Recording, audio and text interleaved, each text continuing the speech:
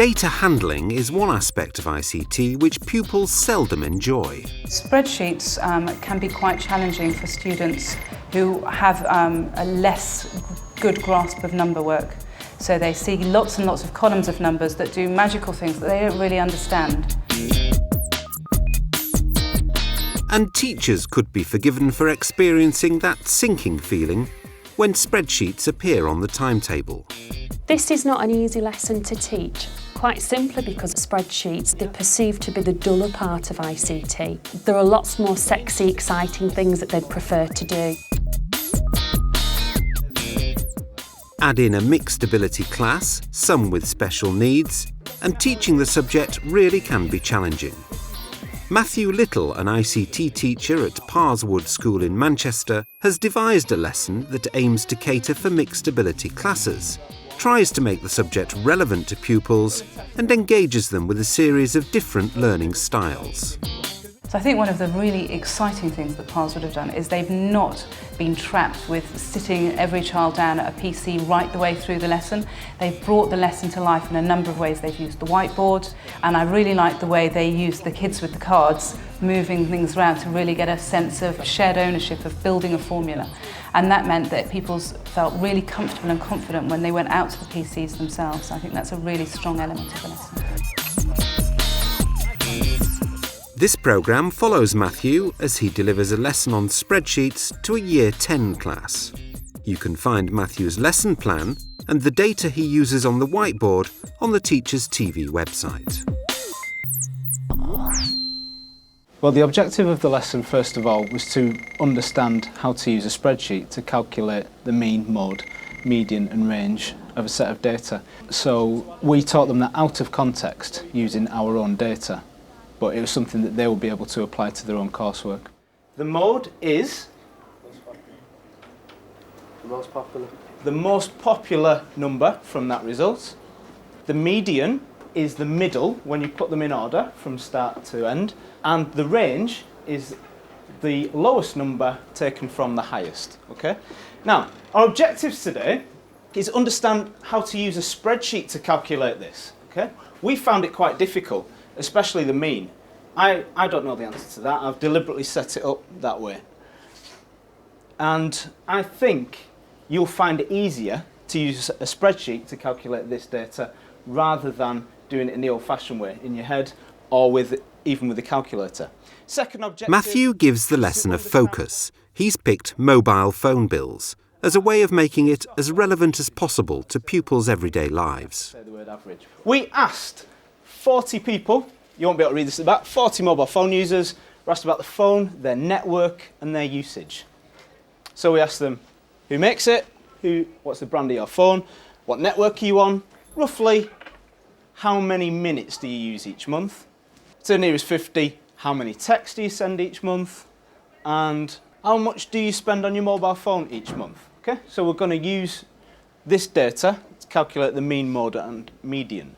As soon as you start to mention words like data, analysing, formulas, all those words are quite difficult to engage students with. So the key for this lesson was to present it in such a way that it engaged the students. And I think the teacher did that in a number of ways by using a focus, in this particular lesson, mobile phones that the students could relate to, that they were happy with.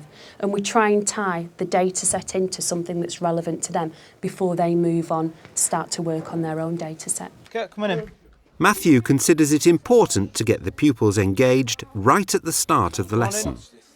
First part of the lesson was to have just a set of data on the board, and it was on the board at the start of the lesson as soon as they came in the door, so that they wouldn't be able to settle down and start doing something else. They would have a task to do straight away while they were waiting for them to log on. Right, Year 10, get yourselves logged on, and while you're waiting for your machine to log on, please just look at the screen on the board, and that's a quick activity for a couple of minutes for you to do. That part of the task was to reinforce some of the maths skills that they would have learnt in Key Stage 3. Because it's quite a long time since they'd done it, they needed to be refreshed as well. Secondly, we needed to go back to previous work that we'd done. So I made a reference to the last couple of lessons' work, just to give the children some confidence about what they were doing. Okay, so this is stuff you've done in maths in Key Stage 3 a couple of years ago. So we do need a bit of a refresher. The mean. We calculate the mean by adding up all those numbers and dividing by how many they are. So how many are there Ashley? 4, 8, 16. Oh. 4, Nearly. Try again. 12. 12, well done. Then I got some students to come up and stand at the front, and they all had different parts of a formula on different pieces of paper in their hand, and I got the rest of the class to organise those students. Correct. You've never used the average function before, and yet you still have managed as a group to put all those together because it's very similar to the sum function. So it's not actually that difficult. That was used as a visual reference point for them for further on in the lesson. So it's something that I could refer to, something that they could look over, and it was stuck up on the wall.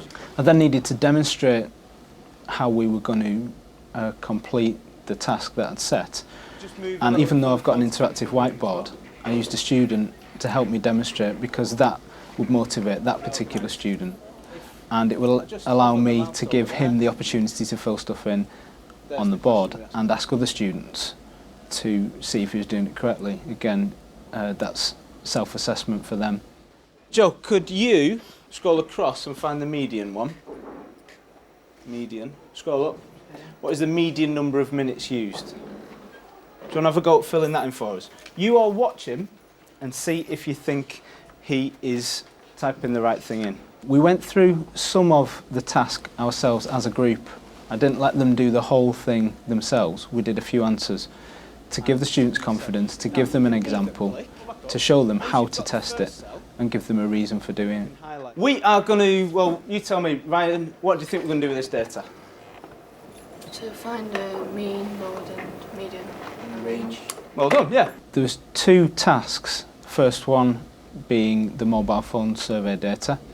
I used that because I thought it would be more relevant to them. They would understand where that data would come from and how we might collect that data.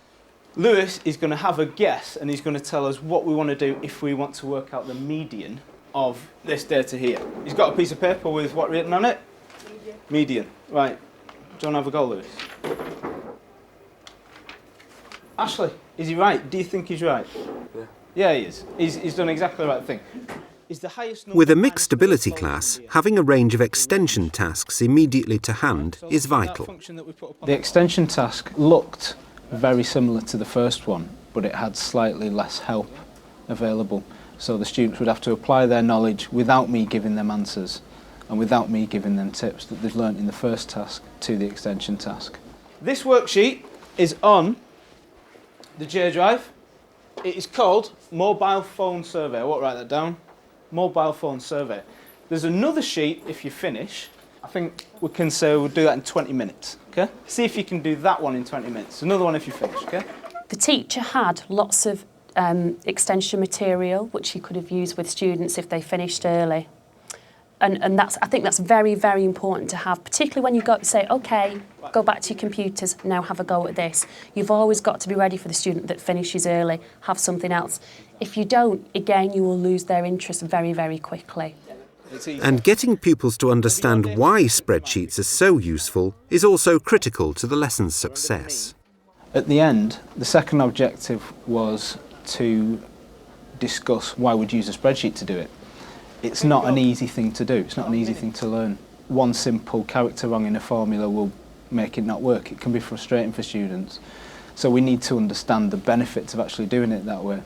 So I asked half the class to do it the old-fashioned method, using a calculator, and half the class to do a task using the skills that they've learned in the lesson. We proved at the end of it that there were benefits to using the spreadsheet. And by asking those questions at the end to reinforce that learning, then the students proved to me that they did understand that. What is the mean number of minutes used? There's 40 cells of data there. So we are going to, it would take you quite a long time to do that with a calculator. Or if you didn't even have a calculator, it'd take you even longer if you to do it by pen and paper. So we are going to get the spreadsheet to do it for us.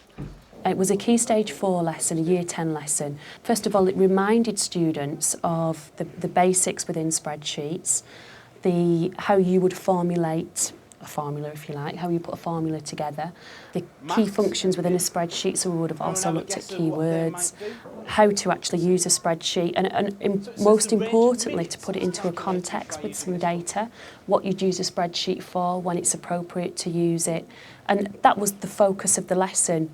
It would have led on to a second lesson in which students would have looked at how they would use the data set that they were actually given on their GCSE course.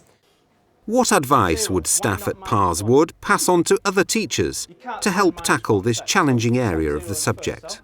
I think you need to know any software package absolutely inside out, because the students don't like a teacher who's not confident with their subject, and it can be quite embarrassing if they ask you a question and you don't know it, so it's good to know it inside out. I'm teaching it for a few years and having used spreadsheets in industry as well, I find that I've got the experience for that.